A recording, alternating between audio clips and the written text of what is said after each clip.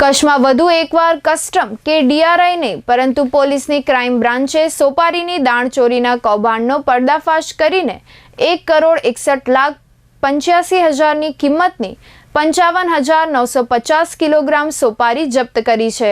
મુંબઈના વેપારી સાથે મળીને કંડલા સેઝમાં એક્સપોર્ટ પેઢી તથા વેરહાઉસ ધરાવતા શખ્સે સમગ્ર કારસાને અંજામ આપ્યો હતો। જો કે માલ સગેવગે કરે તે પહેલા પોલીસે ત્રાટકીને બધો માલ જપ્ત કરી દીધો હતો। બાતમીના આધારે 2 દિવસ અગાઉ પૂર્વ કચ્છ લોકલ ક્રાઇમ બ્રાન્ચની ટુકડીએ ચુડવાની સીમમાં આવેલા ગૌતમ ટ્રાન્સપોર્ટ પેઢીના વાડામાં દરોડો પાડ્યો હતો। વાડામાં પાર્ક કરેલા 2 કન્ટેનર ટ્રેલરમાંથી આધાર પુરાવા વગરનો સોપારીનો જથ્થો મળી આવ્યો હતો। પોલીસે શક પડતા મુદ્દામાલ તરીકે માલ જપ્ત કરીને સ્થળ પર હાજર બંને ટ્રેલરના ચાલક તથા માલ લોડ કરાવનાર જુનેદ યાકુબ નાથાણીની અટક કરી પૂછપરછ હાથ ધરી હતી।